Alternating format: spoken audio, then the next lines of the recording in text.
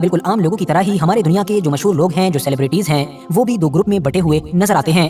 कुछ जहां एक तरफ इजराइल को सपोर्ट करते हैं, तो वहीं दूसरी तरफ एक बड़ा ग्रुप ऐसा भी है कि जो खुलकर पूरी तरह से फिलिस्तीन को सपोर्ट करता है। और आज की इस वीडियो में भी हम आप लोगों को हमारी दुनिया के कुछ ऐसे सेलिब्रिटीज, हमारी दुनिया के अस्सलाम वालेकुम वरहमतुल्लाहि बरकातहू। उम्मीद है आप सब खैरियत से होंगे।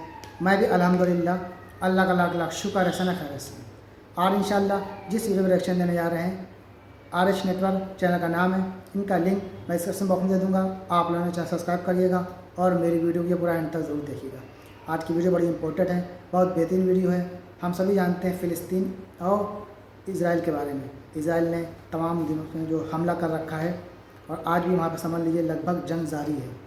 तमाम लोग अब तक के वहाँ फ़िलिस्तीन में शहीद हो चुके हैं। बता तो ये रहे हैं कि 40,000 से भी ज़्यादा लोग शहीद हो चुके हैं। तो उसी टॉपिक पे वीडियो की कौन तमाम सेलिब्रिटी हैं जो पूरी दुनिया में, जो कुछ लोग हैं जो फ़िलिस्तीन के सपोर्ट में बोल रहे हैं, कुछ लोग हैं जो इज़राइल के सपोर्ट में बोल रहे हैं। तो आइए हम जानने की कोशिश करेंगे कि कौन फ़िलिस्तीन के सपोर्ट में बोल रहे हैं, कौन इज़राइल के सपोर्ट में बोल रहे हैं। तो इस वीडियो के जरिए से हम ये जानने की कोशिश करेंगे। तो वीडियो को एंड तक ज़रूर देखिएगा और वीडियो अच्छी लगे तो शेयर करिएगा और लाइक करिएगा। तो बिना देरी के वीडियो स्टार्ट करते हैं, फिर उसके बाद बात करते हैं। दोस्तों, इजराइल और फिलिस्तीन के मैटर को लेकर बिल्कुल आम लोगों की तरह ही हमारे दुनिया के जो मशहूर लोग हैं, जो सेलिब्रिटीज हैं, वो भी दो ग्रुप में बटे हुए नजर आते हैं। कुछ जहां एक तरफ इजराइल को सपोर्ट करते हैं, तो वहीं दूसरी तरफ एक बड़ा ग्रुप ऐसा भी है कि जो खुलकर पूरी तरह से फिलिस्तीन को सपोर्ट करता है। और आज की इस वीडियो में भी हम आप लोगों को हमारी दुनिया के कुछ ऐसे सेलिब्रिटीज, हमारी दुनिया के कुछ ऐसे मशहूर चेहरों से मिलवाएंगे कि जिन्होंने अपने करियर, अपने फ्यूचर और अपने फैन बेस की परवाह किए बगैर फिलिस्तीन को खुलकर सपोर्ट किया। इस लिस्ट में पहले नंबर पर नाम आता है हदीद सिस्टर्स का, मतलब कि बेला हदीद और गिगी हदीद। जाहिर है ये दोनों ही आज के दौर में किसी इंट्रोडक्शन की मोहताज नहीं है। हॉलीवुड इंडस्ट्री से जब भी फिलिस्तीनियों की सपोर्ट के बारे में बात की जाती है, तो सबसे पहला नाम इन्हीं दोनों बहनों का ही लिया जाता है। वैसे तो दोस्तों, दुनिया में कहीं पर चाहे वॉर हो या किसी पर जुल्म हो रहा हो या फिर कोई आपदा आ गई हो, हर मामले में ही ये दोनों बहनें काफी एक्टिव नजर आती हैं। मगर हाँ, जब मामला फिलिस्तीन का आ जाता है तो इन दोनों का एक्टिविज्म देखने के लायक होता है। वो इसलिए क्योंकि इन दोनों बहनों का फिलिस्तीन के साथ एक खास रिश्ता है। ये आज के दौर में भले ही अमेरिका में हो, मगर इनके जो बाप दादा थे, इवन इनके जो फादर थे, उनकी पैदाइश भी सन 1948 में फिलिस्तीन में ही हुई थी। मतलब हॉलीवुड की ये दोनों सेलिब्रिटीज नस्ली तौर पर एक फिलिस्तीनी ही हैं। फिलिस्तीन में जब भी कुछ होता है तो ये दोनों बहनें सोशल मीडिया पर तो एक्टिव नजर आती ही हैं और फिलिस्तीन के साथ खड़ी हुई दिखाई देती हैं। मगर दूसरे सेलिब्रिटीज से अलग हटकर ये दोनों बहनें कभी-कभी उन प्रोटेस्ट में भी शामिल होती नजर आती हैं कि जो सड़कों पर हो रहे होते हैं, जिसकी वजह से वो प्रोटेस्ट अब न सिर्फ और ज्यादा बड़े हो जाते हैं, बल्कि इनके पहुंचने से उन प्रोटेस्ट को न्यूज वगैरह में कवरिंग भी ज्यादा मिलने लगती है। यही वजह है कि ये दोनों बहनें हमेशा से ही हॉलीवुड इंडस्ट्री में एक बड़े ग्रुप के निशाने पर रहती हैं। अब इस लिस्ट में अगला नाम है एंजेलिना जोली का। एंजेलिना जोली हॉलीवुड इंडस्ट्री का कितना बड़ा और कितना ज्यादा मशहूर नाम है, इस चीज का अंदाजा आप लोग इसी बात से लगा सकते हैं कि अगर कोई भी इंसान हॉलीवुड इंडस्ट्री में इंटरेस्ट ना रखता हो और उसने हॉलीवुड की फिल्में ना भी देखी हो, जब भी उसको पता ही होगा कि आखिर एंजेलिना जोली कौन है। ये बिल्कुल ऐसा ही है जैसा इंडिया, पाकिस्तान और बांग्लादेश के इलाके में अगर कोई इंसान बॉलीवुड में इंटरेस्ट ना रखता हो और बॉलीवुड फिल्म्स ना देखता हो, फिर भी उसको पता है कि सलमान खान, शाहरुख खान कौन लोग हैं। यही वजह है कि जब एंजेलिना जोली की तरफ से फिलिस्तीन को सपोर्ट किया गया तो अमेरिका और पूरे यूरोप के सोशल मीडिया पर एक तूफान खड़ा हो गया। अभी कुछ वक्त पहले ही सोशल मीडिया के जरिए से एंजेलिना जोली ने इजराइल की जो कार्रवाई हो रही है गाजा के अंदर, उसको न सिर्फ गलत बताया था, बल्कि साथ ही साथ खाने पीने की चीजों पर जो इजराइल की तरफ से रोक लगाई गई थी उसके लिए भी आवाज उठाई थी। एंजेलिना जोली ने अपनी पोस्ट में फिलिस्तीनियों के अधिकारों के बारे में भी बात की थी। वैसे तो इस पोस्ट से ही काफी हंगामा मच चुका था और एंजेलिना जोली के खिलाफ न जाने किस किस तरह की बातें की जाने लगी थी। मगर एंजेलिना जोली यहीं पर नहीं रुकी। उन्होंने बाद में सोशल मीडिया पर एक और फोटो पोस्ट किया कि जिसके अंदर इजराइल को गाजा के इलाके में एयर स्ट्राइक करते हुए देखा जा सकता था। उसमें यह लिखा हुआ था कि गाजा के इस इलाके को पिछले 20 साल से लगातार एक खुली जेल बनाकर रखा गया है। दोस्तों, अब इस लिस्ट में अगला नाम है इरफान पठान का। इंडियन क्रिकेट टीम के इतिहास के एक मशहूर और बड़े ही जबरदस्त ऑलराउंडर के जिन्होंने ऑलरेडी अपने नाम ऐसे रिकॉर्ड कर रखे हैं कि जिनको तोड़ने में अगले कई सालों का वक्त लगेगा। वैसे तो इरफान पठान सोशल मीडिया पर बाकी सारे मुद्दों को लेकर और स्पेशली क्रिकेट को लेकर हमेशा एक्टिव ही नजर आते हैं। मगर जब उन्होंने अभी कुछ दिन पहले ही, मतलब नवंबर की शुरुआत में गाजा की सपोर्ट में एक ट्वीट किया तो उनको वो सब कुछ झेलना पड़ा और वो सारी चीजें फेस करना पड़ी कि जिसकी उम्मीद शायद उन्होंने भी कभी नहीं की थी।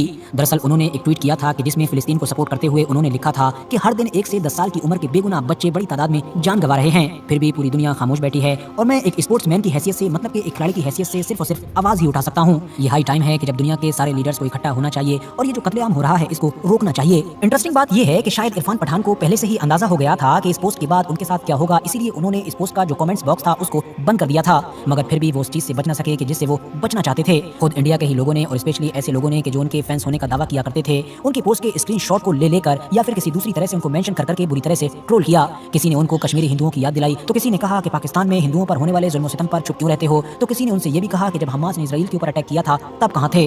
बात करें अब अगर अगले नाम की तो वो नाम है ज़ैन मलिक। ये एक ब्रिटिश सिंगर हैं और वैसे तो ये इतने ज्यादा मशहूर हैं कि मुझे उम्मीद है कि आप में से ऑलरेडी 80 से 90% लोग इनको जानते ही होंगे। जो जैन मलिक को उसके नाम या फिर उसके काम से नहीं भी जानते होंगे, तब भी उन्होंने जैन मलिक के फेस को कहीं ना कहीं जरूर देखा होगा। वो इसलिए क्योंकि जैन मलिक का ये जो फेस है ये पूरी दुनिया में हमेशा से ही एक मॉडल के तौर पर काफी मशहूर रहा है। जैन मलिक ने भी चाहे सन 2014 का इजराइल और फिलिस्तीन का कॉन्फ्लिक्ट हो या फिर सन 2021 में, दोनों ही बार फिलिस्तीनियों के लिए खुलकर आवाज उठाई थी। जैन मलिक ने अपने सोशल मीडिया के पोस्ट में लिखा था कि मैं फिलिस्तीनी लोगों के साथ खुलकर खड़ा हूं और मेरे दिल में उन फैमिलीज के लिए दर्द है कि जिन्होंने अपने प्यारों को खोया है। बेगुनाह मासूम बच्चों का ये जो मर्डर हो रहा है या फिर फिलिस्तीनियों के ये जो हुकूक मतलब के राइट्स छीने जा रहे हैं, हम इस पर इस तरह से खामोश नहीं बैठ सकते हैं। अब क्योंकि जैन मलिक पूरी दुनिया के अंदर एक हद से ज्यादा मशहूर चेहरा है और साथ ही साथ इनकी फैन फॉलोइंग भी काफी बड़ी है, तो इसीलिए जब इन्होंने फिलिस्तीन को बिल्कुल खुलकर सपोर्ट किया तो सोशल मीडिया पर हंगामा मच गया। जहां एक तरफ ये यूरोप की एक बड़ी लॉबी के निशाने पर आ गए और लोग इनको सबक सिखाने तक की बातें करने लगे, तो वहीं दूसरी तरफ ये पूरी दुनिया में पाए जाने वाले फिलिस्तीनी सपोर्टर्स के चहीते बन गए। फिलहाल इस लिस्ट में अब अगला नाम है एमा वॉटसन का। दोस्तों, आप में से जितने भी लोगों ने हॉलीवुड की मशहूर सीरीज हैरी पॉटर देखी है वो इनको जरूर जानते होंगे, क्योंकि हैरी पॉटर के अंदर जो 3 बच्चों के मेन कैरेक्टर दिखाए गए थे, मतलब कि 2 लड़कों का और 1 लड़की का, तो वो जो लड़की थी वो कोई और नहीं बल्कि यही एमा वॉटसन थी। कई रिपोर्ट्स के मुताबिक ये एक लंबे वक्त तक दुनिया की सबसे महंगी एक्ट्रेस में से एक रह चुकी हैं। इसके अलावा सन 2015 में टाइम मैगजीन की तरफ से जो लिस्ट जारी की गई थी उसके मुताबिक इनका नाम दुनिया के 100 सबसे ज्यादा प्रभावशाली लोगों की लिस्ट में भी था, मतलब दुनिया के 100 सबसे ज्यादा असरदार लोगों की लिस्ट में। ये एक एक्ट्रेस होने के साथ साथ सोशल एक्टिविस्ट भी हैं, मतलब दुनिया में जहां कहीं भी कुछ भी चल रहा होता है उन मुद्दों पर अपनी राय देती हैं और उन मुद्दों को लेकर दुनिया को जागरूक करती हैं। यही वजह है कि ये न सिर्फ यूएन के अंदर स्पीच दे चुकी हैं बल्कि यूएन इनको पद से भी सम्मानित कर चुका है। सन 2021 में उस वक्त पूरे यूरोप और अमेरिका में अचानक से हंगामा मच गया था कि जब इन्हीं एमा वॉटसन ने फिलिस्तीन को खुलकर सपोर्ट किया था और सोशल मीडिया पर फिलिस्तीन की सपोर्ट में एक पोस्ट अपलोड कर दी थी। इस फोटो में लोगों की उस रैली को देखा जा सकता था कि जो फिलिस्तीनियों की सपोर्ट में की जा रही थी और साथ ही कैप्शन लिखा हुआ था सोलिडेरिटी इज अ वर्ब। बस इस पोस्ट के बाद एक बड़े ग्रुप ने सोशल मीडिया पर तो उनको आड़े हाथों लिया ही, बल्कि अब क्योंकि वो यूएन से भी जुड़ी हुई थी इसीलिए इजरायली ऑफिशियल्स ने भी उनको टारगेट करना शुरू कर दिया। इजराइल के यूएन में जो फॉर्मर एम्बेसडर थे उन्होंने तो एमा वॉटसन को यहूदी विरोधी तक कह डाला था, मगर फिर बाद में जब हालात और ज्यादा बिगड़ने लगे तो हॉलीवुड के ही लगभग 40 से 50 लोग, जिनमें कई मशहूर चेहरे भी शामिल थे, वो एमा वॉटसन की सपोर्ट में आ गए। दोस्तों, अब बात कर लेते हैं दुनिया के सबसे मशहूर फुटबॉलर रोनाल्डो के बारे में। रोनाल्डो और फिलिस्तीन की सपोर्ट का जो मैटर है वो वैसे काफी कॉम्प्लिकेटेड है। सबसे पहले तो मैं आप लोगों को ये बताता चलूं कि रोनाल्डो से रिलेटेड सोशल मीडिया पर जितने भी फोटोज और वीडियोस वायरल होते हैं कि जिसमें दिखाया जाता है कि कभी वो फिलिस्तीनी लोगों के बारे में बात कर रहे हैं, तो कभी वो कोई ऐसा बैनर पकड़े हुए हैं कि जिसमें फिलिस्तीन की सपोर्ट वाला कोई कैप्शन लिखा है, या फिर कभी इस तरह की खबरें भी आती हैं कि जिसमें बताया जाता है कि रोनाल्डो ने अपनी फलां चीज डोनेट कर दी फिलिस्तीनियों के लिए, तो कभी बताया जाता है कि इतने पैसे दे दिए। तो ये सारी की सारी ही चीजें फेक होती हैं। उन फोटोज को एडिट किया गया होता है, वीडियोस को आउट ऑफ कॉन्टेक्स्ट पेश किया गया होता है और ठीक इसी तरह से वो खबरें भी फर्जी होती हैं। मगर हाँ, सन 2022 के आखिर में उस वक्त अचानक से पूरी दुनिया में तहलका मच गया था कि जब टर्की के राष्ट्रपति रजब तैयब एर्दोगान की तरफ से रोनाल्डो और फिलिस्तीन को लेकर एक बड़ा दावा कर दिया गया था। दोस्तों, जैसा कि हम सभी जानते हैं कि अभी जो आखिरी फीफा वर्ल्ड कप हुआ था कतर के अंदर, वो रोनाल्डो के लिए कुछ खास न रहा, बल्कि वो तो रोनाल्डो को काफी दर्द देने वाला था। वजह ये थी कि रोनाल्डो जहां एक तरफ दुनिया के सबसे मशहूर और बड़े फुटबॉल प्लेयर माने जाते हैं, उनकी फैन फॉलोइंग भी दुनिया भर में सबसे ज्यादा है, तो साथ ही साथ उनके फैन को ये भी महसूस हो गया था कि शायद उनका ये फीफा लास्ट फीफा होगा, तो इसी वजह से पूरी दुनिया मैदान में उनके जौहर देखने का बेसब्री से इंतजार कर रही थी। दूसरी तरफ रोनाल्डो भी शिद्दत से यही चाह रहे थे कि किसी तरह से वो अपने इस आखिरी वर्ल्ड कप में वो कर डालें कि जो पहले कभी नहीं कर सके हैं, यानी अपनी टीम पुर्तगाल को वर्ल्ड कप जितवा दें। मगर हुआ वो कि जिसने न सिर्फ रोनाल्डो को हैरान किया बल्कि उनके फैंस को भी काफी निराश किया। दरअसल जो टीम मैनेजमेंट था उसने रोनाल्डो जैसे एक बड़े खिलाड़ी को फील्ड पर उतरने का ज्यादा मौका ही नहीं दिया, उनको ज्यादातर बेंच पर बैठा कर रखा। नतीजा ये हुआ कि ये खिलाड़ी चाहते हुए भी कुछ ना कर सका और इनकी टीम पुर्तगाल मोरक्को से हार कर फीफा वर्ल्ड कप से बाहर हो गई। यही वजह थी कि पूरी दुनिया ने देखा कि रोनाल्डो इस मैच के बाद अपने आंसू नहीं रोक सके थे और मैदान से रोते हुए ही पवेलियन की तरफ वापस आए थे। इसी मैच के बाद टर्की के राष्ट्रपति रजब तैयब एर्दोगान की तरफ से एक बयान में ये दावा किया गया था कि रोनाल्डो के साथ इस फीफा वर्ल्ड कप में जो कुछ भी हुआ वो दरअसल जानबूझकर किया गया था। वजह ये थी कि क्योंकि रोनाल्डो एक ऐसा इंसान है जो हमेशा फिलिस्तीनी लोगों के लिए खड़ा होता है, पैलेस्टीनियन कॉज के लिए खड़ा होता है, इसीलिए टीम मैनेजमेंट ने जानबूझकर राजनीति की वजह से ऐसा किया था ताकि रोनाल्डो के करियर को बर्बाद किया जा सके। हालांकि दोस्तों, रोनाल्डो ने फ्यूचर में रजब तैयब एर्दोगान के इस बयान को न तो कभी रद्द किया और न ही इस बयान पर कभी हामी भरी।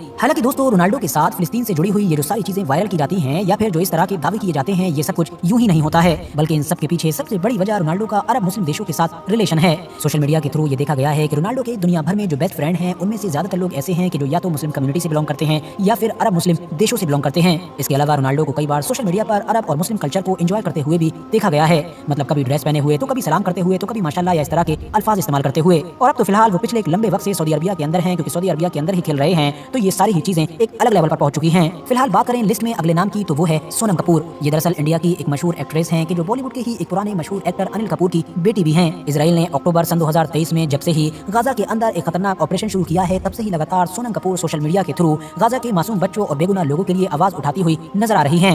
इरफान पठान की तरह ही सोनम कपूर को भी उनकी इन सारी पोस्ट की वजह से काफी टारगेट किया जा रहा है और काफी ट्रोल किया जा रहा है, मगर जिस तरह से लगातार वो इस मामले पर लगातार एक्टिव नजर आ रही हैं, उससे लगता नहीं है कि इन सारी चीजों का सोनम कपूर के ऊपर कोई असर पड़ रहा है। इन लोगों के अलावा भी और भी ऐसे बहुत सारे बेशुमार मशहूर चेहरे हैं कि जो इस मामले पर अभी भी लगातार फिलिस्तीन की तरफ से और फिलिस्तीन की सपोर्ट में बोल रहे हैं, मगर जाहिर है सभी को एक वीडियो में इंक्लूड करना मुमकिन नहीं है। जैसा कि रिहाना, मियां खलीफा, स्वरा भास्कर या फिर स्पोर्ट दुनिया से भी बात कर ली जाए तो मोहम्मद मोहम्मद सलाह और अपने मशहूर फाइटर खबीब या फिर पाकिस्तानी एक्ट्रेस माहिरा खान वगैरह। फिलहाल दोस्तों आज के तो दोस्तों ये था हमारा रिएक्शन जो हमने देखा, कौन फ़िलिस्तीन के सपोर्ट में है, कौन इजराइल के सपोर्ट में है। तो हमने पूरी हकीकत, पूरी सच्चाई जान ली। वैसे तो और बहुत से लोग हैं जो फ़िलिस्तीन के सपोर्ट में हैं, इस वीडियो में कवर करना मुश्किल था, तो इसलिए अगर नेक्स्ट वीडियो बनाएंगे तो इंशाल्लाह और लोगों को भी शामिल करेंगे जो फ़िलिस्तीन के सपोर्ट में एकदम खुल के बोलते हैं। तो ये हमारा वीडियो थी, हमारा रिएक्शन था। उम्मीद है आप लोगों को अच्छी लगी होगी। अच्छी लगी हो तो इसको शेयर करिएगा और लाइक करिएगा और अपनी राय कमेंट बॉक्स में बताइएगा कि आप किसके सपोर्ट में हैं। फिर मिलेंगे इंशाल्लाह नेक्स्ट वीडियो में। तब तक के लिए अस्सलाम वालेकुम वरहमतुल्लाहि वबरकातुहू।